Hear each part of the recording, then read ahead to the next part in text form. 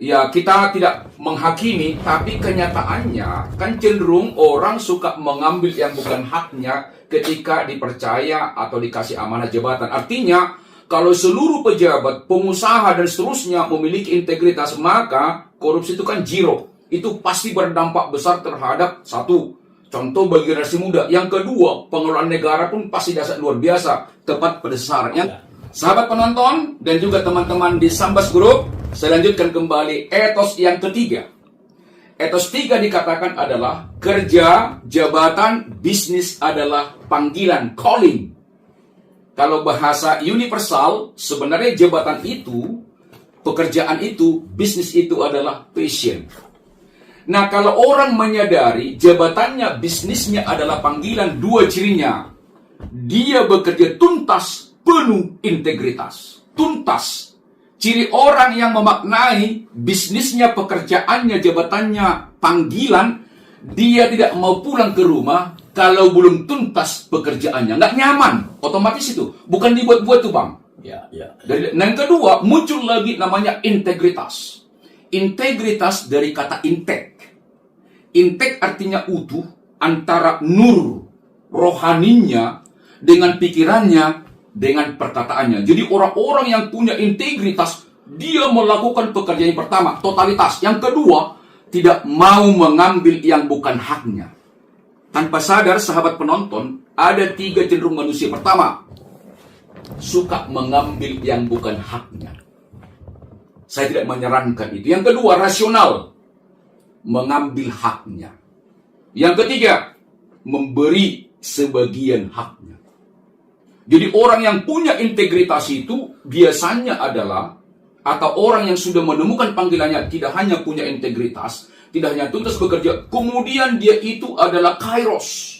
Kairos itulah kesempatan, tapi berhubungan dengan spiritualitas. Artinya, pejabat itu selama 1 hari bekerja, pebisnis itu pekerja, menghadirkan sang pencipta di ruang mejanya. Dikontrol oleh sang pencipta. Dikontrol. Maka kalau Edith Jali berkata, Tuhan ada di sini, di dalam hati ini, berusahalah agar dia tersenyum. Berusahalah agar dia tersenyum. Sahabat pejabat dan juga pebisnis dan para profesional, selama Anda melakukan panggilan itu, apakah lebih banyak membuat Tuhan tersenyum atau sedih? Saya percaya sahabatku membuat Tuhan tersenyum. Kalau selama ini hilap, kembalilah dengan mendengarkan podcast ini. Kita berdoa, kita sepakat, kembalilah. Karena toh juga nanti orang yang memiliki integritas, cirinya adalah diawasi oleh rakyat, DPR bekerja benar. Pejabat negara, menteri tanpa diawasi presiden bekerja benar. Demikian juga karyawan tanpa diawasi oleh direksi bekerja benar. Diawasi atau tidak diawasi, tetap bekerja benar. Kenapa? Karena yang mempengaruhinya, yang mengawasi adalah Tuhan sesuai dengan agamanya melalui suara hati nuraninya. Sahabat penonton, jaga integritas. Integritas akan mendatangkan kepercayaan. Ada satu formula mengatakan begini, kehilangan uang sesungguhnya kehilangan sedikit. Kehilangan kesehatan, kehilangan banyak. Tetapi kehilangan kepercayaan adalah kehilangan segalanya. Ya, selamat siang Bang Saud Sitobul dan kawan-kawan Sambas Sinergi. Rekan-rekan semua, Bang Saud Sitobul ini saya sudah kenal lama dan sudah banyak memberikan kontribusi kepada Sambas Sinergi. Beliau ini memang seorang motivator kelas nasional, kemudian juga memang gandrung untuk membangun etos kerja bangsa Indonesia ini, etos kerja kepada siapa saja. Dan saya lihat kiprahnya itu sudah dari Sabang sampai Merauke, ya. Baik itu di lembaga pendidikan, kemudian korporasi swasta maupun BUMN, maupun kepada politisi-politisi, ya, diantaranya beliau ini sangat dekat dengan Wakil Gubernur Kalimantan Utara saat ini, yaitu Bang Jansen. Kalau dulu beliau ini adalah Bupati Malinau 2 periode, Bang Saud ini diminta oleh Pak Jansen sebagai bupati dan pada waktu itu beliau sebagai kader Demokrat, bagaimana supaya meningkatkan jumlah anggota dewan dari Partai Demokrat. Dan pada waktu itu saya ingat betul itu terjadi suatu perubahan yang luar Iya, biasa, betul. dari 2 orang menjadi 8 orang. Iya. Ya, kita bincang-bincang, ini Iya. kesempatan yang Terima berharga, kasih, Bang. Bang. Terima Terima kasih, kasih kehadirannya gitu. Mungkin Abang bisa ceritakan tentang mengenai etos kerja. Ya, oke. Ya, itu aja, silakan Oke. Bang Saud. Baik Bang, sahabat penonton, nama saya adalah Saud Stompul, Etos Master dan Motivator Nasional. Sejak 2003 sampai sekarang saya keliling Indonesia. Mengapa? Karena saya memiliki misi namanya membangun etos dan karakter unggul bangsa. Ya, Terima kasih Bang, ya saya diundang ke sini, ini kesempatan berharga. Bangsa ini bangsa yang besar, Ya. lengkap, sumber daya alam dahsyat, jumlah sumber daya manusia dahsyat yang disebut dengan bonus demografi, bila mana itu nanti dikelola dengan baik. Mengapa? Bonus demografi itu artinya kan bonus, artinya dari kata bonum, kebaikan. Jumlah yang besar ini akan menjadi kebaikan bagi bangsa dan dunia bila mana etos kerja diperkuat mulai anak-anak, remaja, sampai profesional. Mengapa etos kerja ini penting? Boleh kita perhatikan, bangsa-bangsa yang maju sekarang ajukan 3 kali pertanyaan, pasti karena etos kerjanya atau karakternya unggul. Pasti itu. Bangsa ini pun pasti dahsyat luar biasa kalau kita bersama-sama, termasuk juga kepada Pak Prabowo dengan Pak Gibran. Saran saya, usul saya sebagai yang biasa keliling Indonesia, tolong nanti diperkuat itu kembali, diperkuat kembali Pancasila. Nah, kembali kepada ini Bang, kepada 8 etos kerja profesional. Kita bersyukur ada namanya Pak Jansen Sinamo, menemukan satu solusi terhadap bangsa ini. Jadi kenapa muncul 8 etos kerja ini? Sebenarnya itu solusi dari peristiwa 8. Itu namanya kan adalah krisis holistik. Ya. Nah, beliau merenung karena berpengalaman dulu beliau di Dale Carnegie, menemukan ada 8 etos untuk menjadi solusi terhadap persoalan bangsa di segala bidang. Nah, yang pertama, sahabat penonton dan juga teman-teman di Sambas Group, tolong kita sepakat dulu apa yang dimaksud dengan etos. Etos itu kalau secara umum adalah semangat, spirit. Jadi bangsa atau orang yang memiliki etos, satu cirinya dalam semua situasi tetap menampilkan semangat. Ada uang semangat, tidak ada uang tambah semangat. Itu kan? Itu luar biasa itu. Ada kebanyakan orang ada uang semangat, tidak ada uang patah semangat kan? Ya, itu berarti kan semangatnya dari luar. Padahal semangat itu kan spirit, ruh. Ya. Ruh yang ditiupkan pada kita. Jadi kalau itu kita pakai apapun terjadi tetap juga semangat. Tetapi kalau bahasa ilmiahnya etos itu adalah kalau dari Webster, keyakinan yang berfungsi sebagai panduan tingkah laku bagi seseorang, sekelompok orang, dan juga organisasi. Jadi belief system. Semakin tinggi iman seseorang, apapun agamanya, pasti dia anti korupsi, pasti menjaga integritas, pasti kinerjanya unggul, juga pasti menjaga persatuan apapun perbedaannya. Jadi, etos itu adalah keyakinan yang berfungsi sebagai panduan tingkah laku. Nah, kita menyebut gini Bang, etos itu adalah akar kesuksesan personal, organisasional. Jadi baik kita sebagai personal, apapun profesinya, apapun jabatannya, dan juga organisasi negara, perusahaan juga, atau organisasi sosial. Jadi etos itu akar kesuksesan. Nah, kenapa dikatakan akar kesuksesan? Metafornya adalah sebatang pohon. Bila ingin mendapatkan buah yang banyak, rawatlah akarnya. Bila ingin mendapatkan buah yang banyak, rawatlah akarnya. Buah itu kan kontribusi, buah itu kan kinerja, kan itu kan. Nah, kalau kita lihat sebatang pohon, semakin dalam akar pohon Bang, semakin kuat menahan terpan angin. Yang kedua, semakin dalam akar pohon, semakin banyak mendapatkan sari makanan untuk menghasilkan buah yang banyak. Maka kalau bangsa ini ingin hebat, perkuatlah etos kerja pribadi dan juga grup baik itu organisasi negara, maupun BUMN, maupun itu perusahaan swasta, ataupun sekolah-sekolah atau individu.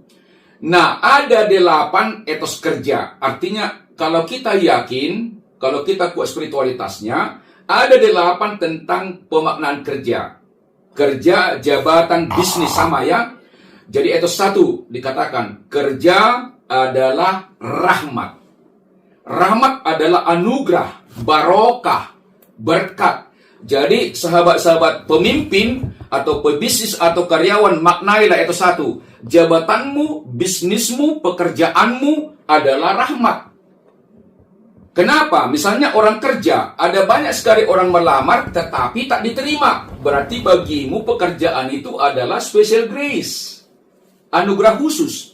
Nah, biasanya kalau pejabat, pebisnis, pekerja memaknai kerja jabatan sebagai rahmat, 2 perilakunya. Aku bekerja ikhlas, penuh rasa syukur. Mengapa? Karena sang pencipta itu kan gratia, gratis. Kan gratis dikasih. Jadi bukan karena kekuatan kita. Usaha kita pun kalau berhasil, coba oksigen nggak ada. Mana mungkin kita berhasil? Misalnya, Bang Hairul terkenal dalam kepengacaraan di sini. Banyak klien kan. Itu kan Bapak berusaha, tapi itu kan anugerah dikasih modal oksigen. Contoh, dari mana kita tahu kita ini mendapatkan anugerah? Ada 3 anugerah umum. Semua orang mendapat tanpa kecuali. Pertama, mendapatkan oksigen. Oksigen itu kan anugerah. Tanpa kita bayar itu kecuali masuk rumah sakit kan? Nah, yang kedua, cahaya matahari. Coba matahari tidak ada, gelap dunia ini kan? Bagaimana kita beraktivitas? Yang ketiga, tanah untuk diinjak. Jadi, jabatan juga rahmat, tapi disebut namanya rahmat khusus. Tidak semua orang bisa menjabat, tidak semua orang pebisnis, tidak semua orang pekerja. Kan itu baginya adalah diberikan khusus. Keluarga kita, keahlian kita, disebut namanya special grace. Yang ketiga, ada juga namanya rahmat terselubung. Dia datang melalui malapetaka. Jadi, oleh karena itu, sebenarnya kenapa dalam konsep Muslim itu disebut namanya rahmatan lil alamin? Karena kita memang sudah lebih dahulu mendapatkan rahmat. Kalau di Nasrani itu, jadilah saluran berkat karena dia sudah mendapatkan berkat banyak. Ada umum, oksigen tadi, ada khusus kesehatan, jabatan, ada terselubung. Penderitaan juga. Kenapa? Biasanya orang kalau nggak menderita, kurang dekat dengan sang pencipta kan? Atau mungkin kerugian teman-teman pengusaha. Tenang aja, kalau Anda rugi, bubar, bangkit lagi. Atau teman-teman pekerja, misalnya di PHK, jangan usah masuk pengaduan kemana. Mungkin jadi pengusaha Anda kan. Jadi oleh karena itu kekuatan itu 1 adalah membuat kita menjadi bersyukur dalam segala hal. Kan itu kan? Itu 1. Nah, kedua juga, tolong jangan kita maknai jabatan itu, rahmat, jabatan itu, bisnis itu hanya rahmat. Karena rahmat tadi kan dari kata grace, gratia, gratis. Hati-hati. Teman-teman pejabat, jangan maknai jabatan itu hanya rahmat, tetapi juga amanah. Mengapa? Kalau hanya kita maknai pekerjaan, bisnis, pekerjaan bisnis itu adalah sebagai rahmat, nanti barang-barang kantor kita gunakan untuk kepentingan pribadi. Hati-hati. Ingat, di situ ada namanya makna amanah. Amanah. Ya, nah, misalnya Pak Prabowo, Mas Gibran, atau nanti DPR, itu amanah. Dari mana? Dari atas, dari sang pencipta, melalui suara rakyat. Kan itu kan? Nah, amanah itu artinya apa? Karena dia nggak bisa bekerja benar, penuh tanggung jawab. Misalnya teman-teman yang bekerja di perusahaan. Kenapa pimpinan kasih kepercayaan diterima Anda? Atau misalnya manajer. Karena dipandang oleh atasan Anda bisa bekerja benar, penuh tanggung jawab terhadap jabatan itu. Kalau Anda di perusahaan, misalnya di perusahaan bagian marketing, sebelum Anda penjualan 5M, itu kan? Nah, begitu Anda diangkat, naik 7M. Berarti kan Anda dipandang mampu untuk melakukan. Maka kata kunci, jabatan, pekerjaan, bisnis adalah amanah. Maka lakukanlah dengan benar, penuh tanggung jawab. Ya. Sahabat penonton dan juga teman-teman di Sambas Group, saya lanjutkan kembali etos yang ketiga. Etos 3 dikatakan adalah kerja, jabatan, bisnis adalah panggilan, calling. Kalau bahasa universal, sebenarnya jabatan itu, pekerjaan itu, bisnis itu adalah passion. Nah, kalau orang menyadari jabatannya, bisnisnya adalah panggilan, dua cirinya. Dia bekerja tuntas, penuh integritas. Tuntas. Ciri orang yang memaknai bisnisnya, pekerjaannya, jabatannya, panggilan, dia tidak mau pulang ke rumah kalau belum tuntas pekerjaannya. Nggak nyaman, otomatis itu. Bukan dibuat-buat tuh, Bang. Ya. Dan yang kedua, muncul lagi namanya integritas. Integritas dari kata integ. Integ artinya utuh antara nur rohaninya dengan pikirannya, dengan perkataannya. Jadi orang-orang yang punya integritas, dia melakukan pekerjaan yang pertama, totalitas. Yang kedua, tidak mau mengambil yang bukan haknya. Tanpa sadar, sahabat penonton, ada 3 cenderung manusia. Pertama, suka mengambil yang bukan haknya. Saya tidak menyarankan itu. Yang kedua, rasional, mengambil haknya. Yang ketiga, memberi sebagian haknya. Jadi orang yang punya integritas itu biasanya adalah, atau orang yang sudah menemukan panggilannya, tidak hanya punya integritas, tidak hanya tuntas bekerja, kemudian dia itu adalah kairos. Kairos dalam konsep Yunani ada 2 waktu, Bang. Yang pertama disebut namanya kronos. Kronos itu adalah berjalan waktu dari jam 1 siang, kembali malam, berputar seperti itu begitu saja. Jam 6, bekerja jam 8 sampai jam 5. Itu berjalan waktu sebagaimana adanya. Yang kedua, kairos. Kairos itulah kesempatan, tapi berhubungan dengan spiritualitas. Artinya, pejabat itu selama 1 hari bekerja, pebisnis itu pekerja, menghadirkan sang pencipta di ruang mejanya. Dikontrol oleh sang pencipta. Dikontrol. Maka kalau Edith Jali berkata, Tuhan ada di sini, di dalam hati ini, berusahalah agar dia tersenyum. Berusahalah agar dia tersenyum.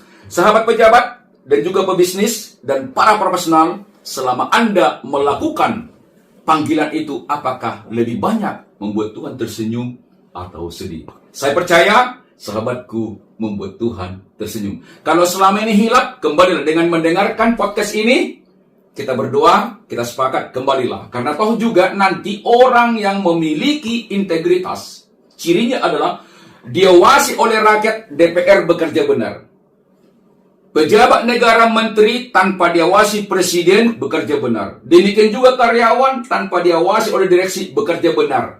Diawasi atau tidak diawasi tetap bekerja benar. Kenapa? Karena yang mempengaruhinya, yang mengawasi adalah Tuhan sesuai dengan agamanya melalui suara hati nuraninya.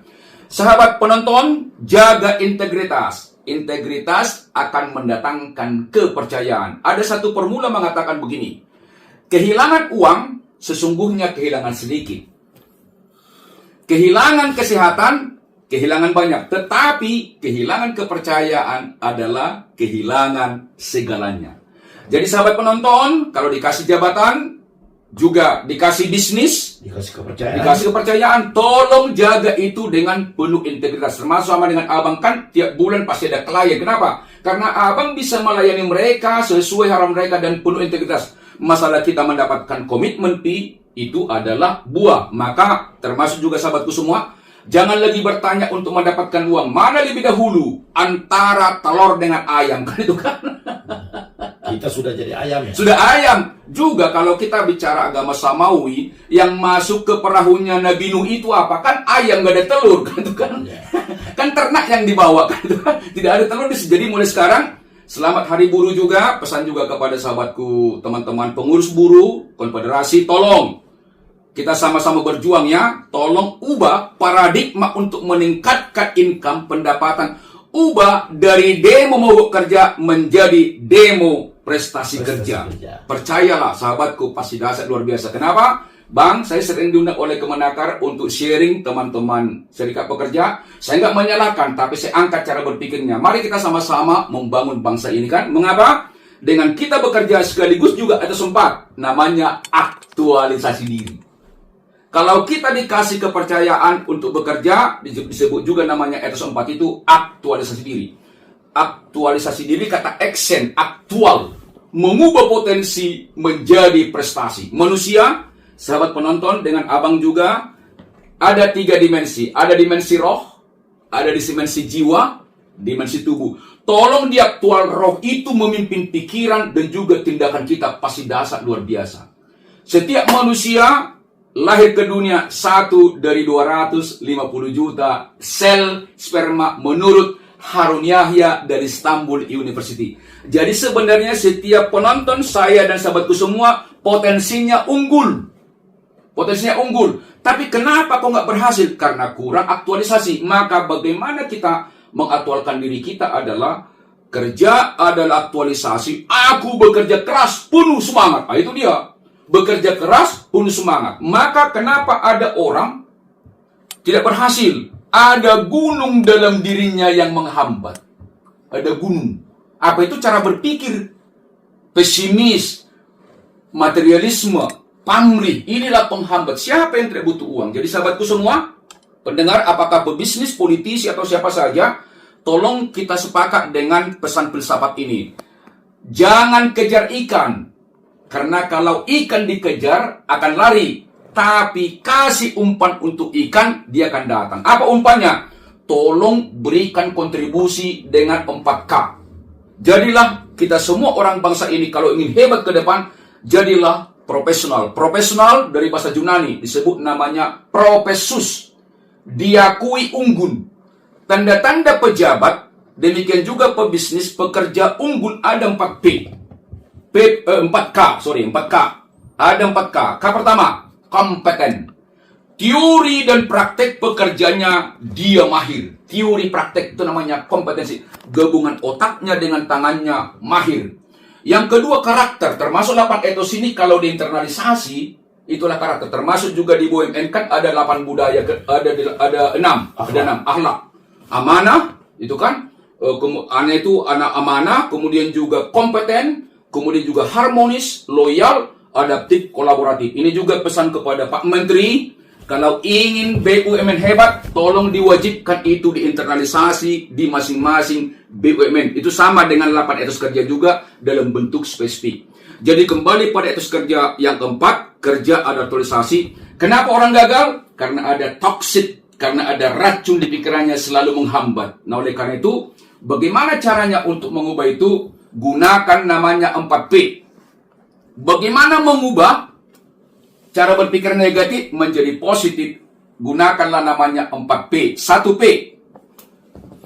Coba sekarang periksa cara berpikir kita itu apakah cenderung negatif atau positif. Periksa setiap hari.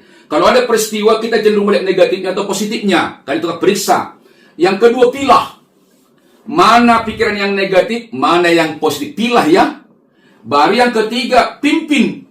Hapus itu yang negatif, teruskan yang positif. Yang keempat adalah pelihara dan juga pupuk. Maka dikatakan ada istilah begini sahabat penonton, masalah yang kita hadapi tidaklah penting. Tetapi respon kita terhadap masalah itu adalah segala-galanya. Jadi sekarang, apapun yang dialami oleh politisi, oleh pejabat, pengusaha, pekerja, atau siapa saja, coba dengar respon, negatif atau positif. Begitu negatif, stop. Reframing, bingkai menjadi positif. Termasuk sahabat-sahabatku yang main di media sosial, di Twitter, stoplah pesan-pesan negatif. Pertama, itu merugikan diri Anda dari sisi mental, yang baca pun demikian, gak ada gunanya. Lebih berharga kita menyampaikan pesan-pesan positif kepada pemerintah atau kepada siapapun. Rugi akhirat, rugi dunia. Yang membaca pun kita menjadi terganggu pikirannya. Kalau saya pribadi kan, begitu saya lihat itu, saya nggak baca. Kenapa? Saya nggak mau masuk ke bawah sadar saya kan? Kenapa? Karakter kita terbentuk dari 4 hal. Apa yang didengar, apa yang dilihat, apa yang dirasakan, apa yang dilakukan, termasuk yang dilihat dibacakan. Jadi sekali lagi tolong teman-teman orang netizen, sahabatku yang luar biasa, kita semua punya agama, diajarkan kebaikan. Stoplah pesan-pesan negatif. Lebih bagus sampaikanlah pesan-pesan yang positif. Siapapun nanti ya presiden ketika diangkat, siapapun gubernur, apakah pilihan Anda atau tidak, sampaikanlah pesan yang positif supaya yang di atas tersenyum melihat bangsa ini. Kalau ingin menjadi bangsa yang adil, makmur, tangguh, sejahtera. Yang kelima, kerja adalah ibadah. Ibadah ritual adalah di rumah-rumah ibadah, di masjid, di kelenteng, di pura. Tapi ibadah yang sejati, ibadah spiritual, setiap detik adalah ibadah. Maka disebut namanya Tuhan itu, Allah itu maha hadir, omnipresent. Maka sahabatku sebangsa yang mendengarkan video ini, apapun keyakinanmu, hadirkanlah Sang Pencipta di ruang pekerjaanmu atau di mana saja pun. Maka apa rumusan perilakunya? Kalau orang sadar kerja adalah ibadah, dua cirinya. Aku bekerja serius, penuh kecintaan. Sama dengan kalau Pak Ustadz atau khotib itu atau pendeta berkhotbah, kita kan serius mendengar. Jadi kalau ada teman-teman, apakah di rumah ibadah apapun, kalau main HP sambil ada khotbah atau di sana ceramah, itu saya kira nggak bertentangan dengan hakikat keseriusan itu. Demikian juga bekerja. Nah kemudian, serius itu ikutilah aturan perusahaan. Ikutilah aturan negara tanpa diperintahkan. Nah kemudian penuh kecintaan. The power of love. Kalau kita mencintai pekerjaan kita, pasti detail. Mengapa? Karena kita mencintainya, maka kita akan pelajari sedetail mungkin. Sama dengan ketika kita dulu anak muda, kalau kita pacaran dengan istri kita sekarang, tanpa dikasih tahu, kan tahu kita apa kebutuhannya. Maka demikianlah, kalau teman-temanku memaknai kerja sebagai ibadah, pasti serius, penuh kecintaan. Hanya sahabatku semua, hubungannya dengan ibadah, apapun agama kita sama. Ada 3 level iman. Yang pertama disebut namanya notisia. Baru pengetahuan catatan saja. Kita baca kitab suci, bagus. Tapi baru itu nggak sampai spiritual. Yang kedua disebut namanya adalah asensus. Baru pernyataan, tapi belum perlakuan. Abang kan orang hukum. Yang tertinggi iman ketika dia level fidusia. Fidusia. Apa artinya? Mengamalkan, berserah dan dipimpin langsung. Jadi kita harus memaknai jabatan kita ini adalah fidusia. Menghadirkan Tuhan, Sang Pencipta di ruang kerja kita. Hasilnya pasti dahsyat luar biasa. Yang keenam, kerja adalah seni. Cirinya bang biasanya, dan sahabat penonton, ciri-ciri orang yang memiliki seni, yang maestro, orangnya ini nggak suka marah. Kenapa? Karena kalau orang punya seni, sama dengan kantor kita ini kan banyak seninya, ini kan itu kan kreatif. Maka rumusan orang kalau sampai pada level penghayatan, kerja, jabatan, bisnis sebagai seni, apapun yang terjadi nggak pernah gentar. Kenapa? Aku bekerja cerdas, penuh kreativitas. Jadi seniman itu sebenarnya nggak boleh marah kalau dia seniman sejati. Jadi kalau ada seniman marah, berarti nggak menghayati seninya kan? Jadi biasanya yang pemarah itu biasanya bang selain karena karakter, karena memang akalnya pendek, nggak ada akal lain kan? Ya kalau akalnya orang itu misalnya banyak kreativitas kan nggak mungkin kan itu kan? Nah kecerdasan setidaknya 3.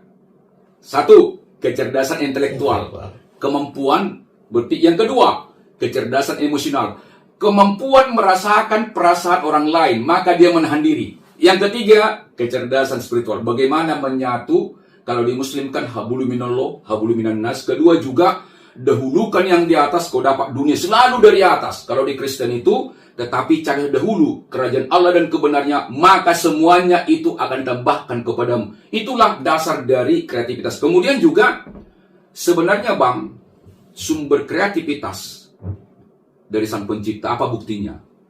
Saat ini kurang lebih orang sudah 5 miliar di dunia ini. Tak satu pun wajahnya sama. Apa artinya hubungannya dengan atas 5 tadi kan? Semakin dekat dengan Sang Pencipta, pasti semakin kreatif. Kenapa? Ada ruh yang mengarahkan.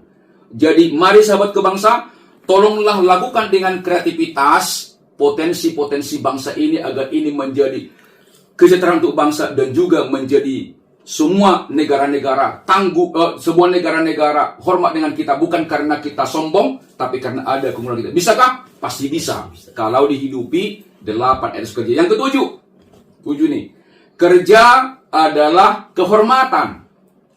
Sahabatku, apa buktinya? Coba sahabatku nganggur, kan jalannya nunduk-nunduk. Kan nunduk-nunduk dia kan, ikut arisan pun nggak mau, mungkin dia takut ditanya apa pekerjaanmu kan. Jadi sahabatku, jabatanmu itu pebisnis adalah kehormatan. Tapi sebagai kehormatan ada 2, hati-hati. Ada kehormatan vanity, semu. Yang kedua, kehormatan dignity, sejati. Vanity terlambat datang di kantor kan itu kan. Kinerja tidak tercapai kan itu kan. Karakternya bukan menjadi ketauladanan kan tuh, tapi kalau dignity, malu kalau tidak tercapai target, malu kalau terlambat, malu kalau tidak bisa menjadi acuan. Nah, untuk membuktikan kerja sebagai kehormatan adalah dua. Cirinya adalah kerja adalah kehormatan, aku bekerja tekun, penuh keunggulan. Keunggulan bukanlah ujuk-ujuk, dan tidak ada orang hebat yang ada yang terlatih. Tidak ada orang yang miskin yang ada malas kan itu kan? Tidak ada orang yang sejahtera yang ada tekun bekerja. Maka kalau ingin sahabatku dihormati, lakukan pekerjaan dengan tekun, karena dengan ketekunan itu adalah mendapatkan keunggulan. Keunggulan dalam karakter, keunggulan dalam kompetensi, keunggulan dalam kinerja. Nah, yang tadi itu yang dua belum saya jelaskan. Profesional itu pertama tadi kompetensi, yang kedua karakter, yang ketiga kinerja. Ya. Yang keempat itu koneksi, hubungan vertikal dan juga horizontal selalu suci. Nah, itu pun bagian dari keunggulan. Apa tandanya engkau terhormat? 4K. Kompetensimu unggul, karaktermu unggul, kinerjamu unggul, koneksimu unggul. Seperti Bang Hairil kan di mana-mana jaringan, itu adalah kekuatan. Jangan pernah berseteru dengan siapapun. Kenapa? Itu menghilangkan rezeki kita. Semakin banyak sahabat kita, peluang semakin ada. Yang terakhir, etos 1 sampai etos 7 itu cenderung masih membekali diri. Yang dirasakan oleh customer, oleh masyarakat adalah etos 8. Kerja adalah pelayanan. Artinya apa? Memenuhi kebutuhan customer. Memenuhi kebutuhan rakyat. Kalau teman-teman politisi, tolong fokus pada rakyat. Kalau abang sebagai pengacara, tolong kliennya apa masalahnya dia. Tolong solusi. Saya sebagai motivator juga apa kebutuhan. Apakah peningkatan kompetensi, apakah peningkatan karakter, apakah peningkatan kinerja, apakah peningkatan komunikasi. Jadi sahabatku semua, tolong kenali apa sebenarnya kebutuhan dari customer kita. Kita digerakkan oleh kebutuhan. Maka dikatakan dalam hakikat marketing adalah memenuhi kebutuhan. Nah, untuk memenuhi kebutuhan dibutuhkan dua. Satu, bekerja sempurna, penuh kerendahan hati. Jadi kata kunci pelayanan itulah bekerja sempurna, penuh kerendahan hati. Apa sempurna? Di atas harapan dari klien. Harus surplus. Yang kedua adalah untuk menjadi tahu kita kebutuhan pelanggan harus dibutuhkan namanya sifat rendah hati. Sebenarnya dalam konteks spiritual ada 3 manusia. Manusia paling rendah sombong. Padahal kelebihan kita itu kan karena sombong. Yang kedua, rendah hati. Yang ketiga, altruism.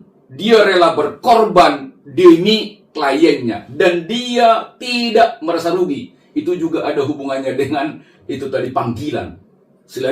Selain dia kairos lupa waktu, rela dia berkorban. Altruism. Jadi sahabatku semua, kesimpulannya adalah, kalau teman-teman di negara, pejabat negara, pengusaha, pebisnis, politisi, tokoh-tokoh agama, komunitas apa saja pun, lakukanlah 8 etos ini menjadi spirit, menjadi perilaku, yaitu etos 1, kerja adalah rahmat, aku bekerja ikhlas, penuh rasa syukur. Etos 2, kerja adalah amanah, aku bekerja benar, penuh tanggung jawab. Etos 3, kerja adalah panggilan, aku bekerja tuntas, penuh integritas. Etos 4, kerja adalah aktualisasi, aku bekerja keras, penuh semangat.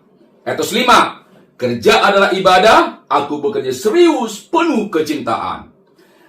Etos 6, kerja adalah seni, aku bekerja cerdas, penuh kreativitas. Etos 7, kerja adalah kehormatan, aku bekerja tekun, penuh keunggulan. Etos yang ke-8 adalah kerja adalah pelayanan, aku bekerja sempurna, penuh kerendahan hati. Bila mana sahabatku melakukan ini, Indonesia benar-benar negara adil, makmur, tangguh, dan luar biasa. Dan masyarakat kita pun pasti menjadi bonus demografi. Artinya banyak, tetapi juga menjadi barokah, menjadi kebaikan bagi bangsa kita. Termasuk rencana kita mau dikirim ke Jepang itu, tolong kita bekali itu nanti ya, supaya siap. Pemuda kita ini perlu dibekali.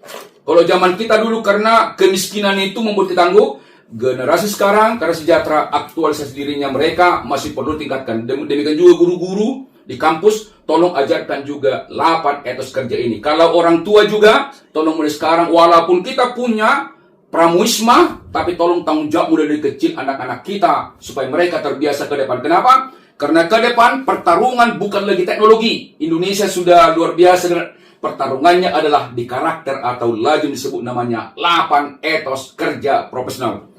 Abang, demikian juga penonton semua, itulah yang bisa saya seringkan. Dan inilah yang selalu saya internalisasi kalau saya memberikan pelatihan, seminar, baik di perusahaan BUMN, swasta, dan pemerintahan. Saya percaya, ke depan Indonesia dasar luar biasa. Selamat berjuang, Pak Prabowo, demikian juga Mas Gibran, termasuk juga menteri-menteri nanti, tolong jaga integritas, dahulukan rakyat daripada kepentingan kelompok. Karena rakyatlah sebenarnya yang perlu kita layani. Selamat berjuang Bang, ya, melalui kita punya lembaga ini namanya Hairil dan partner di Jalan Sambas.